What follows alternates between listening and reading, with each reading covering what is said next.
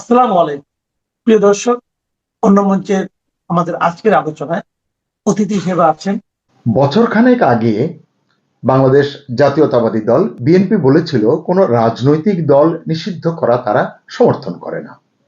কিন্তু কয়দিন আগে তারা ক্ষমতায় এলো, সেই ক্ষমতায় এসেই এখন ঠিক উল্টো পথে হাঁটছে তারেক রহমানের সরকার। আওয়ামী লীগের উপর অন্তর্বর্তী সরকারের দেওয়া নিষেধাজ্ঞা শুধু এখন তারা বহালই রাখছে না বা বহালই থাকছে না, এবার সেটাকে আইনে পরিণত করে শাস্তির ফাঁদও বসাচ্ছে বিএনপি। তাই সবার মনেই প্রশ্ন এখন, তাহলে কি বদলে গেছে খেলা, কিংবা ভেঙে গেছে কোনো গোপন ডিল? আসসালামু আলাইকুম, স্বাগত লিস্ট নিউজে। সম্মানিত দর্শক, ঘটনাটা আসলে গুরুত্বপূর্ণ। অন্তর্বর্তী সরকারের সময় সন্ত্রাস বিরোধী অধ্যাদেশ ব্যবহার করে আওয়ামী লীগের সব ধরনের কার্যক্রম নিষিদ্ধ করে দেওয়া হয়েছিল। মিছিল, সভা সমাবেশ, এমনকি দলীয় কার্যালয় খোলা, সবকিছু নিষিদ্ধ করা হয়েছিল।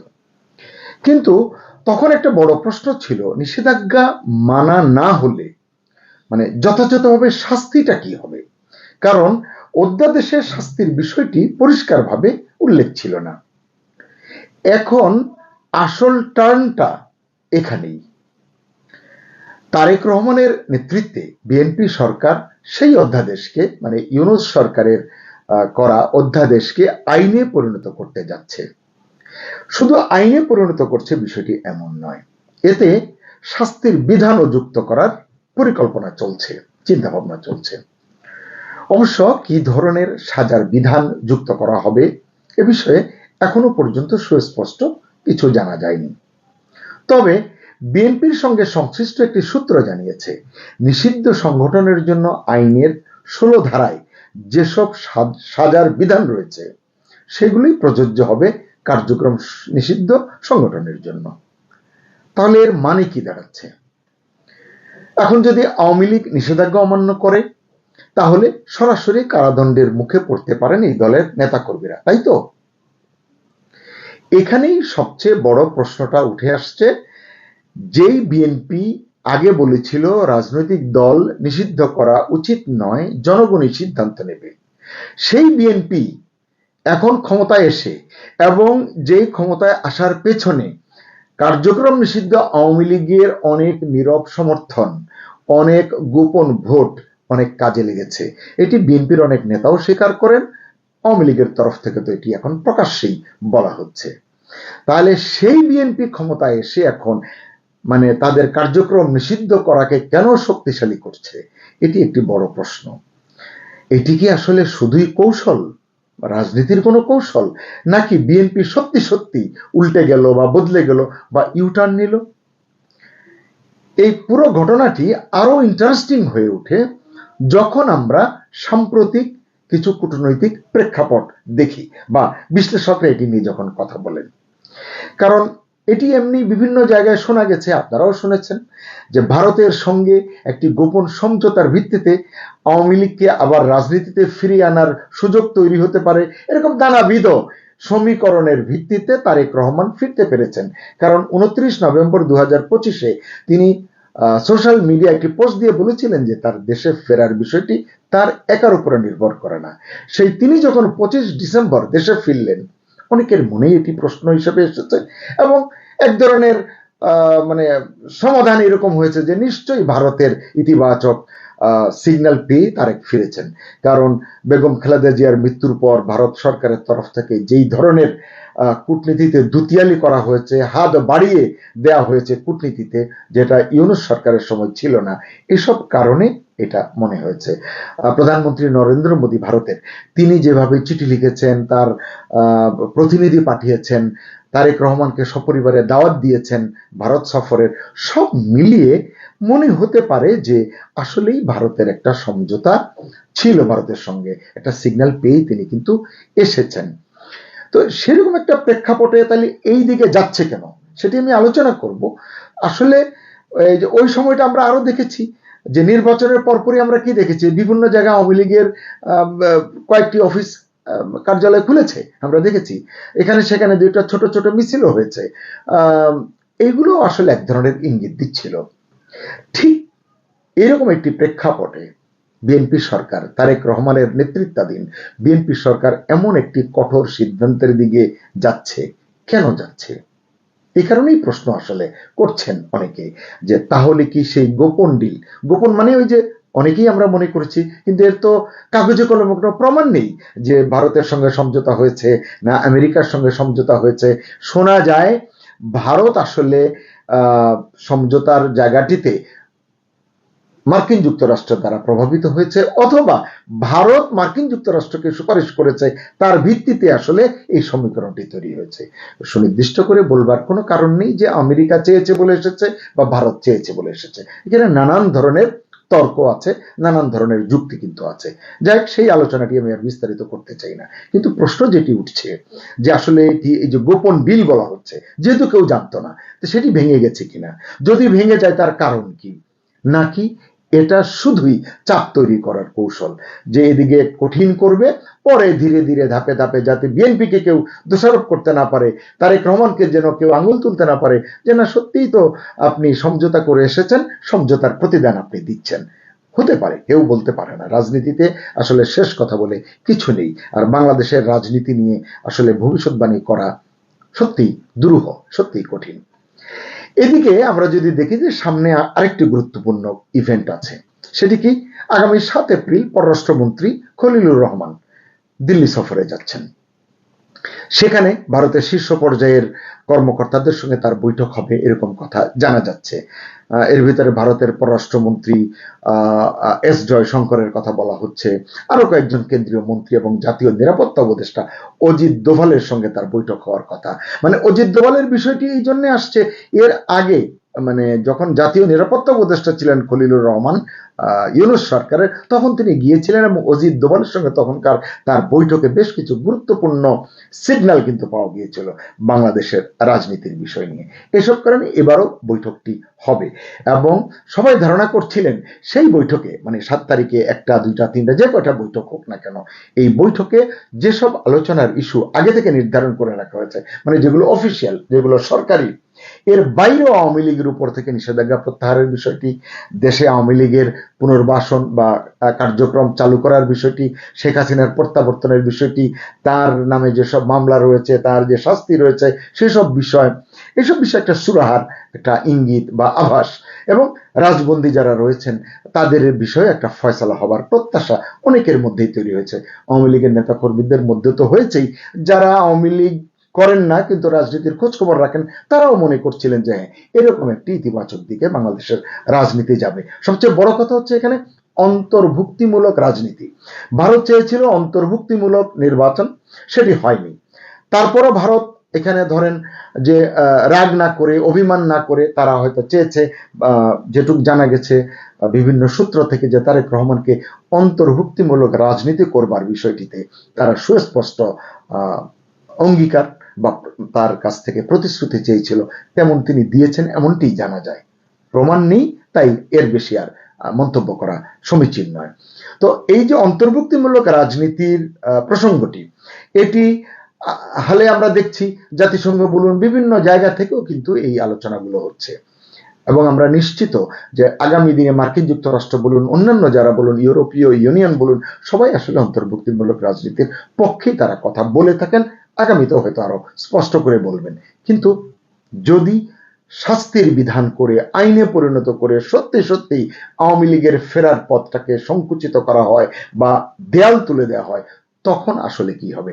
এই কারণে বলা হচ্ছে যে বিএনপির যে এমন ইউটার্ন, যে কথিত অধ্যাদেশকে আইনে পরিণত করার উদ্যোগ, এটা তো আসলে গোটা বিষয়টাকে, যে কথাগুলো বললাম, অন্য খাতে ঠেলে দেবে বলে অনেকে মনে করছেন। অনেকে কি, সবাই আসলে মনে করছেন, বিএনপিরও নেতা কর্মীরা মনে করছেন যে এটি আসলে বিএনপির যারা সুস্থ চিন্তা করেন যে না আসলে একটি দলকে, আওয়ামী লীগের মতো একটি দলকে একেবারে খেলার মাঠ থেকে সরিয়ে রেখে রাজনীতি করে খুব বেশি দূর অগ্রসর হওয়া যাবে না, এমন চিন্তা যারা করেন, তারা আসলে এই ধরনের মতকে সমর্থন করেন বলে আমার মনে হয়।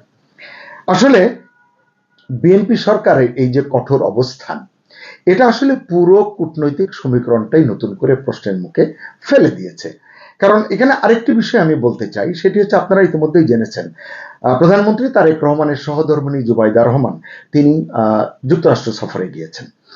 গণমাধ্যমে যেটি আমরা দেখেছি বা আমাদের জানানো হয়েছে যে তিনি মার্কিন ফার্স্ট লেডি মেলানিয়া ট্রাম্পের একটি গ্লোবাল সামিটে অংশগ্রহণ করবার জন্য গিয়েছেন। ঠিক আছে, তিনি সেখানে অংশ নিয়েছেন, কথা বলেছেন, এবং পররাষ্ট্রমন্ত্রী খলিলুর রহমানও তৎপর রয়েছেন মার্কিন যুক্তরাষ্ট্রে।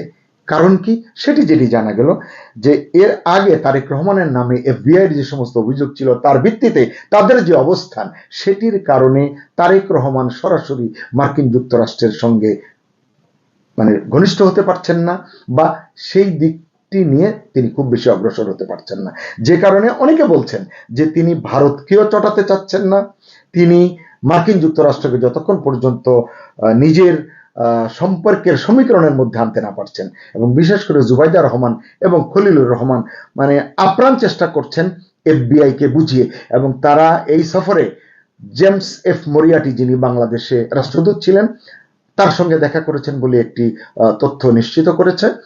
এবং এই জেমস এফ মরিয়াটি আসলে তারেক রহমানের বিরুদ্ধে, তিনি যে একজন বিপজ্জনক মানুষ, গণতন্ত্রের জন্য ক্ষতিকর মানুষ, তার বিরুদ্ধে অভিযোগটি কিন্তু জেমস এফ মরিয়াটি করেছিলেন। যে এটি নিয়ে হয়তো যদি সুযোগ পাই অন্য সময় কথা বলবো। তার মানে কি, এদিকে মার্কিন যুক্তরাষ্ট্রের সঙ্গে সম্পর্ক ঘনিষ্ঠ করবার চেষ্টা চলছে, এইদিকে ভারতকে বলা হচ্ছে ধরি মাছ না ছুঁই পানি, তাদের সঙ্গে আছি এরকম মনে হচ্ছে প্রেক্ষাপটটি। আমি আরো দু একটি কথা বলবো, তাতে আমার এই যে অভিযোগটি বিভিন্ন মহল থেকে শুনছি সেটি আসলে প্রতিষ্ঠিত হতে পারে বা প্রমাণিত হতে পারে। সেটি কিরকম, যে তারেক রহমানের নেতৃত্বে বিএনপি সরকার গঠনের পর থেকে, ওই যেটা শুরুতে বললাম যে দৃশ্যত সকলেই মনে করছিল যে সরকারের তরফ থেকেও তারা ভারতের সঙ্গে একটা সুন্দর সম্পর্ক প্রতিষ্ঠা করতে চায়, যেহেতু সমঝোতার কথা এসছে, যেটা ইউনূসের অন্তর্বর্তী সরকারের সময় তলানিতে টেকেছিল। এবং ইউনূস ভারতকে সরাসরি শত্রু জ্ঞান করে কথা বলেছেন, বিবৃতি দিয়েছেন, আমরা দেখেছি। উল্টো পাকিস্তানের দিকে তার সরকারের হাত তিনি বাড়িয়েছিলেন, তিনিও এগিয়ে গিয়েছিলেন। এখন দেখা যাচ্ছে চূড়ান্ত মূল্যায়নে তারেক রহমান ও পাকিস্তান প্রেম হয়তো ছাড়তে চাইছেন না। মানে এটি যুক্তির প্রেক্ষাপটে আমি কথাটি বললাম। এবং কূটনীতিকদের কেউ কেউ বলছেন যে ভারতকে তিনি পাশে চাইছেন, মানে তারেক রহমান ভারতকে পাশে চাইছেন, ভারতের সঙ্গে সম্পর্ক গড়তে চাইছেন ধরি মাছ না ছুঁই পানি করে, কিন্তু তিনি পাকিস্তানকে আসলে বুকে আগলে রাখতে চাইছেন, এরকম একটি কথা কিন্তু আছে কারো কারো মনে। এবং এটা যদি সত্যি হয়, সুপ্রিয় দর্শক, আমি বলছি আপনাদেরকে, বাংলাদেশের আগামী দিনের রাজনীতি এবং তারেক রহমানের সরকারের ভবিষ্যৎ, তারেক রহমানের রাজনৈতিক ভবিষ্যৎ কিন্তু প্রশ্নের মুখে, হুমকির মুখে পড়তে পারে। কারণ এটি নিয়ে ইতিবাচক কোনো মন্তব্য এখনই করছেন না কোনো রাজনৈতিক বিশ্লেষক, এমনকি কোনো কূটনীতিকরাও। তারেকের পাকিস্তানের প্রতি কিছুটা ঝুঁকবার সুনির্দিষ্ট কারণ আমি এখন বলতে পারছি না, বা কেউ বলতে পারছেন না বা চাইছেনও না। তবে সদ্য ভারত ঘুরে আসা আমাদের যিনি সেনাবাহিনীর, আমাদের যে ডিজিএফআই এর প্রধান, ভারত ঘুরে এসেছেন আপনারা জানেন, এবং তিনি ইতিমধ্যেই পাকিস্তানে গেছেন, পাকিস্তান থেকেও তিনি ঘুরে এসেছেন। এই যে তারেক রহমান তাকে পাকিস্তানে পাঠালেন, এটিও সংশ্লিষ্টদের মনে বড় প্রশ্ন তৈরি করেছে। একই সঙ্গে আশঙ্কাও যুক্ত হয়েছে এখানে। সেটা কি, পাকিস্তান সফরকালে ডিজিএফআই প্রধানের সঙ্গে নাকি আইএসআই প্রধানেরও বৈঠক হয়েছে। আমি এই বিষয়টির সত্যতা নিশ্চিত করতে পারছি না, কারণ এটি যথাযথভাবে যাচাই করা সম্ভব হয়নি, কিন্তু অভিযোগটি এমন উঠেছে। এমন প্রেক্ষাপটে আওয়ামী লীগের কার্যক্রম নিষিদ্ধের অধ্যাদেশ যদি আইনে পরিণত করার বিষয়টি মানে শেষ পর্যন্ত হয়, এটি কি ফলাফল নিয়ে আসবে তা দেখার জন্য হয়তো খুব বেশি দিন অপেক্ষা করতে হবে না। উদ্ভূত পরিস্থিতিতে সব মিলিয়ে একটাই প্রশ্ন, সরকার যা করতে যাচ্ছে, মানে বিএনপি সরকার, তারেক রহমানের সরকার যা করতে যাচ্ছে, করতে চলেছে, তা কি শুধু আইনগত প্রক্রিয়া, নাকি রাজনৈতিকভাবে আওয়ামী লীগকে চূড়ান্তভাবে কোণঠাসা করার কৌশল? এই সিদ্ধান্ত বাংলাদেশের রাজনীতিকে কোন দিকে নিয়ে যাবে? সুপ্রিয় দর্শক, আপনার কি মনে হয়? আপনি আপনার মতামত কমেন্ট বক্সে, কমেন্ট সেকশনে জানাতে পারেন। ইতিহাস বড় নিষ্ঠুর, কিন্তু ইতিহাসের বিচার তার থেকেও বেশি নিষ্ঠুর। 2024 সালের সেই উত্তাল জুলাইয়ের দিনগুলোতে শেখ হাসিনা যখন ক্ষমতা থেকে সরে দাঁড়ানোর সিদ্ধান্ত নিলেন, তখন অনেকেই এটাকে পরাজয় হিসেবে দেখেছিলেন। কিন্তু আজ সময়ের ধুলাবালি যখন পরিষ্কার হচ্ছে, মানুষের চোখের কালো পর্দা যখন সরে যাচ্ছে, তখন স্পষ্ট হয়ে উঠছে এটি কোনো প্রস্থান ছিল না, অর্থাৎ শেখ হাসিনার চলে যাওয়াটা কোনো প্রস্থান ছিল না। এটা ছিল এক বিশাল সত্যের মুখোমুখি দাঁড়িয়ে জাতিকে আয়না দেখানো। এটা ছিল শেখ হাসিনার জীবনের শ্রেষ্ঠতম রাজনৈতিক সিদ্ধান্তের মধ্যে একটা। এতকাল একদল মানুষ প্রচার করেছে আওয়ামী লীগ দেশ বিক্রি করে দিচ্ছে, ভারত বিরোধিতা আর হিন্দু ঘৃণাকে পুঁজি করে ৭১-এর পরাজয়ের প্রতিশোধ নিতে চাওয়া গোষ্ঠীটি মানুষকে অন্ধ করে রেখেছিল। কিন্তু শেখ হাসিনা সরে দাঁড়ানোর পর মানুষ এখন দেখতে পাচ্ছে দেশ বিক্রির যে অভিযোগ ছিল আওয়ামী লীগের উপর, সেইটা ছিল স্রেফ ক্ষমতার লোভে সাজানো একটা নাটক। প্রকৃত দেশপ্রেম কার হৃদয়ে ছিল, আর কারা পরাজিত শক্তিকে ক্ষমতায় বসিয়ে দেশের সার্বভৌমত্বকে নিলামে তুলতে চায়, সেটাও দিনের আলোর মতো এখন স্পষ্ট হয়ে গেছে সাধারণ মানুষের চোখে। ৫ দশক ধরে বিশ্বব্যাপী যে ব্র্যান্ডিং করে ইউনূস নিজেকে অবতার হিসেবে জাহির করেছিল, সেই ফানুস এই মুহূর্তে বর্তমান বাস্তবতা দাঁড়িয়ে সম্পূর্ণ ফুটো হয়ে গেছে। পদ্মা সেতুতে অর্থায়ন বন্ধ করে বাংলাদেশের উন্নয়নের ত্রুটি চেপে ধরা থেকে শুরু করে শিশুদের টিকার টাকা আত্মসাতের মতো গুরুতর যে ঘটনাগুলা ইউনূস ঘটিয়েছে, সবকিছু বাংলাদেশের মানুষের চোখে এখন দিনের আলোর মতো পরিষ্কার। মানুষ যাকে একটা সময় পূজা করত, তার হাতে রাষ্ট্র তুলে দেওয়ার পর যখন উন্নয়ন স্থবির হলো, মাজার ভাঙা হলো, সাধারণ মানুষের জীবনযাত্রা বিপন্ন হলো, তখন মানুষ বুঝতে পেরেছে, মানুষ বুঝতে পারলো ইউনূস বাংলাদেশের জন্য আশীর্বাদ ছিল না, নরপিশাচ ইউনূস ছিল বাংলাদেশের দীর্ঘমেয়াদী এক অভিশাপের নাম। শেখ হাসিনার সরে দাঁড়ানো ছাড়া এই গ্লোবাল ধান্দাবাজ বাটপার ইউনূসের মুখোশ কোনোদিন উন্মোচিত হতো না, এটা কখনোই সম্ভব ছিল না। মানুষের মনে একটা ভুল ধারণা ছিল আওয়ামী লীগের যোগ্যতার অভাব, যোগ্য নেতৃত্বের অভাব। কিন্তু এখন যখন আন্দালিব রহমান পার্থের মতো বদমাস, সালাউদ্দিনের মতো ধরিবাজ এবং ফাহাম আব্দুল সালামের মতো অশ্লীল বুদ্ধিজীবীরা বিএনপির শীর্ষ সম্পদ, তখন মানুষ বুঝতে পারছে, মানুষ দেখছে, মানুষ উপলব্ধি করছে। কিন্তু তখন মানুষের দীর্ঘশ্বাস ফেলা ছাড়া আর কিছুই করার অবশিষ্ট নেই। যোগ্যতা, মেধা, প্রজ্ঞা আর আন্তর্জাতিক পরিমণ্ডলে গ্রহণযোগ্যতার বিচারে শেখ হাসিনা যে হিমালয় সম উচ্চতায় ছিলেন, সেটা বাংলাদেশের মানুষের কাছে এখন পরিষ্কার হয়ে গেছে। এবং এদের বামন সদৃশ উপস্থিতি প্রমাণ করে দিয়েছে গুণের বিচারে আওয়ামী লীগই এখনো শ্রেষ্ঠ ছিল, আছে এবং ভবিষ্যতেও থাকবে। শেখ হাসিনা শুধুমাত্র একজন নেত্রী না, তিনি আজকের বিশ্বের সব থেকে অভিজ্ঞ এবং মানবিক রাষ্ট্রনায়ক। এই সত্যটি বাংলাদেশের সাধারণ মানুষ উপলব্ধি করতে পেরেছে। কিন্তু এখন হাহাকার ছাড়া আর কোনো কিছু অবশিষ্ট নেই। এই সত্যটা এখন সাধারণ মানুষের হাহাকারের মধ্য দিয়ে প্রতিধ্বনিত হচ্ছে। বিএনপি ক্ষমতায় থাকা মানে যে জঙ্গিবাদ আর বোমাবাজির অভয়ারণ্য, তা 2001 থেকে 2006 সালের ইতিহাস সাক্ষ্য দেয়। পল্টন থেকে রমনা বটমূল, 21 আগস্টের গ্রেনেড হামলা থেকে 17 আগস্টের সিরিজ বোমা হামলার মতো রক্তাক্ত সেই দিনগুলো যেন আবার ফিরে এসেছে। আজ যখন মাদ্রাসার ছাদে বোমা বানাতে গিয়ে বিস্ফোরণ ঘটে, যখন হারুন ইজাহারের মতো উগ্রবাদীকে তারেক রহমান আশীর্বাদ করেন, কিংবা মুফতি আব্দুর রাজ্জাক ইউসুফের কাছ থেকে দোয়া চেয়ে নেন, তখন দেশের ভবিষ্যৎ নিয়ে শঙ্কা জাগাটাই খুব স্বাভাবিক। ময়মনসিংহে বোমা তৈরির প্রশিক্ষণ নেওয়া শিশুর গ্রেফতার হওয়া প্রমাণ করে এই বঙ্গে উগ্রবাদের বিষবাষ্প কতটা গভীরে প্রবেশ করেছে। তারেক রহমান ক্ষমতায় আসার পর থেকে এখন পর্যন্ত 400-র উপরে হত্যাকাণ্ডের ঘটনা ঘটেছে, 50টার মতো ধর্ষণের ঘটনা ঘটেছে। শুধুমাত্র ঈদে যাত্রাপথে প্রায় 350 জনের মতো মানুষ মৃত্যুবরণ করেছে, কিন্তু সরকার নির্বিকারে তাকিয়ে আছে। হামের প্রাদুর্ভাবে বাংলাদেশে অসংখ্য শিশু মৃত্যুবরণ করছে, যেটা নিয়ে সরকারের কোনো প্রকার মাথা ব্যথা নেই। সরকারের প্রধান জনাব তারেক রহমান, প্রধানমন্ত্রী, তিনি সিনেমা হলে গিয়ে হলিউডের মুভি দেখতেছেন, এটাই বর্তমান বাস্তবতা। ইউনূস জামানায় দেশের সাংস্কৃতিক এবং ধর্মীয় ঐতিহ্যের উপর যে আঘাত এলো, মাজারগুলো যেভাবে ঘুরিয়ে দেওয়া হলো এবং প্রশাসন যেভাবে নির্বিকার থাকলো, সেসব কিছু নিঃসন্দেহে বাংলাদেশের অসাম্প্রদায়িক চেতনার মূলে কুঠারাঘাত। এইটা বাংলাদেশের মানুষ বুঝে গেছে। শেখ হাসিনা ক্ষমতায় থাকাকালীন এই অপশক্তিগুলো গর্তে লুকিয়েছিল, আজ তারা শেখ হাসিনার অনুপস্থিতিতে বুক ফুলিয়ে ফিরেছে। মানুষ এখন বুঝতে পারছে শেখ হাসিনার লৌহমানবী শাসন এবং এই শাসনের প্রয়োজনীয়তা এই বঙ্গের অসভ্য মানুষের জন্য ঠিক কতখানি গুরুত্বপূর্ণ ছিল, ঠিক কতখানি প্রয়োজন ছিল। এই বঙ্গে পূজা পাবেন একক শেখ হাসিনা। মানুষ এখন হাহাকার করছে স্থিতিশীলতার জন্য, নিরাপত্তার জন্য। যে মানুষগুলো একদিন আবেগের বসে রাস্তায় নেমেছিল, তারাই আজ নীরবে চোখের জল ফেলছে শুধুমাত্র শেখ হাসিনার জন্য, শেখ হাসিনার অনুপস্থিতির জন্য। তারা বুঝতে সক্ষম হয়েছে শেখ হাসিনা ছিলেন এই বঙ্গের রক্ষা কবচ। উগ্রবাদ, মৌলবাদ আর স্বাধীনতা বিরোধীদের সম্পূর্ণ বিনাশ ছাড়া যে এই সোনার বাংলা গড়া সম্ভব না, এই কঠিন সত্যটি বোঝানোর জন্যই হয়তো তার অর্থাৎ শেখ হাসিনার সরে দাঁড়ানো প্রয়োজন ছিল। খুব বেশি দূরে নয় সেদিন যখন এই চরম বিশৃঙ্খলা আর অন্ধকারের মধ্য দাঁড়িয়ে মানুষ শেখ হাসিনাকে পূজা করবে, মানুষ বুঝতে পারবে তিনি ছিলেন এই ভূখণ্ডের জন্য স্রষ্টার এক অনন্য আশীর্বাদ।